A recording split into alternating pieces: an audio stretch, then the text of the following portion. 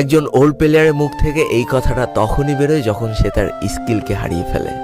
যেই পুরানো প্লেয়ারের গেম প্লেটা দেখে আজ তোমরা হাসছো, এমন একটা সময় ছিল যাকে কাস্টম খেলার জন্য সর্বপ্রথম হায়ার করে নিয়ে যাওয়া হতো। যেই পুরনো প্লেয়ারটার গেম প্লে দেখে আজ তোমরা হাসছো, একটাবার খোঁজ নিয়ে দেখো সেই প্লেয়ারটার গেম প্লে দেখেই একটা সময় অনেক মানুষ গেম খেলা শিখেছে। যেই ওল্ড প্লেয়ারটার খেলা দেখে আজ তোমরা তোমাদের গ্রুপে নিতেও লজ্জা পাচ্ছ, খোঁজ নিয়ে দেখো সেই ওল্ড প্লেয়ারটা কোনো একটা সময় কোনো একটা গিল্ডের লিডার বা অফিসার ছিল। যেই ওল্ড প্লেয়ারটা আজ তোমাদের রিভাইভ দিতে যেতে ভয় পাচ্ছে, মনে রেখো একটা সময় ছিল যখন এই প্লেয়ারটাই পুরো মাঠ একা ফাঁকা করে বুইয়া নিয়ে আসতো।